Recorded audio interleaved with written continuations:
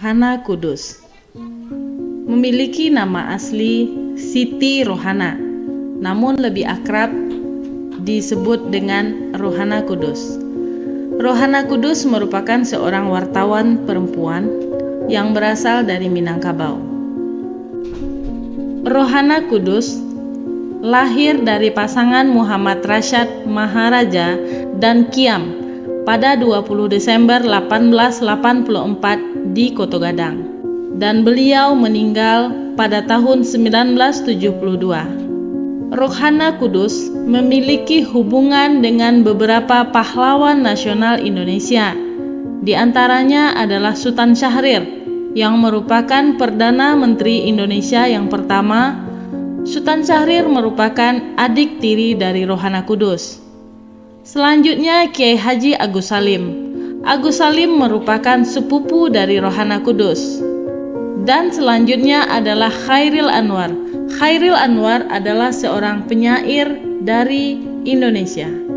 Rohana lahir dari keluarga yang moderat dan gemar membaca. Ayahnya hobi membaca buku dan surat kabar. Kemudian ditularkan kepada Rohana. Di usia 5 tahun, Rohana sudah mengenal huruf, angka, dan juga bahasa Arab dan Melayu. Rohana Kudus tidak pernah sekolah di bangku formal. Beliau hanya belajar dengan teman ayahnya yang juga merupakan istri dari jaksa yang ada di Alahan Panjang. Sehingga di umur 8 tahun beliau sudah bisa menulis dan membaca, terutama bahasa Belanda. Rohana Kudus sangat peduli dengan nasib perempuan. Sehingga dengan kepeduliannya tersebut, beliau kemudian mendirikan sebuah sekolah, yakni Sekolah Amai Setia. Tidak puas hanya dengan mendirikan sekolah, Rohana Kudus pun memiliki keinginan agar ilmu yang dia ajarkan di sekolah juga bisa menyebar dengan luas kepada perempuan-perempuan lainnya yang ada di Indonesia. Sehingga akhirnya dia kemudian mendirikan sebuah surat kabar yang bernama Sunting Melayu. Surat kabar Sunting Melayu didirikan pada 10 Juli 1912 dengan bantuan redaktur dari Surat Kabar Utusan Melayu, yakninya Datuk Maharaja. Surat kabar Sunting Melayu hadir sebanyak 4 kali dalam seminggu. Persebaran Sunting Melayu tidak hanya tersebar di Sumatera Barat, tetapi juga sampai ke Malaka dan Singapura.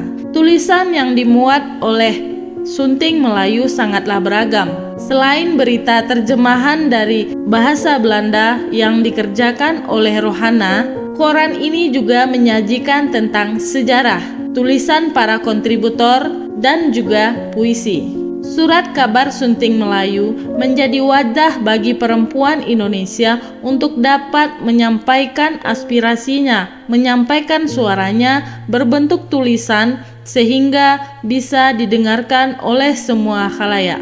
Sabtu 7 Agustus 1912, lewat artikel yang berjudul Perhiasan Pakaian, Rohana Kudus membahas keterampilan perempuan Minangkabau dalam menjahit dan merangkai manik-manik. Rohana Kudus menyoroti bahwa ada beberapa keahlian di Minangkabau yang tidak diturunkan dengan baik oleh perempuan-perempuan tua kepada anak-anak mereka.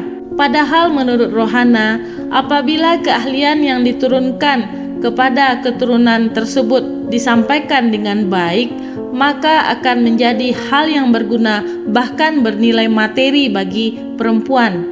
Intinya, Rohana mengajak perempuan untuk berbisnis dengan modal yang dia peroleh dari usahanya sendiri. Semenjak didirikannya Surat Kabar Sunting Melayu, Rohana Kudus menjadi lebih sibuk.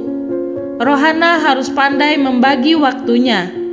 2 jam dia pergunakan untuk mengajar di sekolah yang dia dirikan. 2 jam kemudian dia gunakan untuk perkumpulan perempuan, dan malamnya dia pergunakan untuk menulis artikel yang akan diterbitkan di surat kabarnya. Pada 5 Oktober 1912, Sunting Melayu menerbitkan sebuah tulisan dari istri Wirya Atmaja yang berisi tentang obat sakit kolera. Selanjutnya pada 30 Januari 1913, Sunting Melayu menerbitkan puisi dari salah seorang murid Rohana Kudus. Tahun 1920, Rohana Kudus pindah ke Medan. Di Medan beliau memimpin sebuah surat kabar bersama rekannya Satiman Parada Harahap.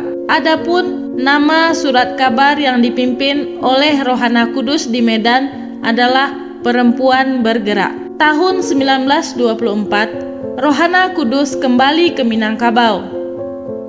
Rohana diminta untuk menjadi pemimpin redaktor di harian radio.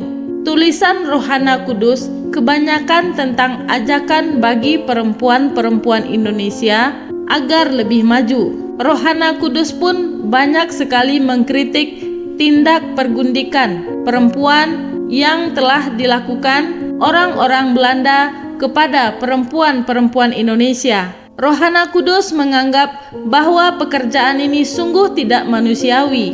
Hal ini seperti yang terjadi di perkebunan di Deli, Sumatera Utara, dan permainan para mandor yang menjebak buruh-buruh perempuan dalam prostitusi.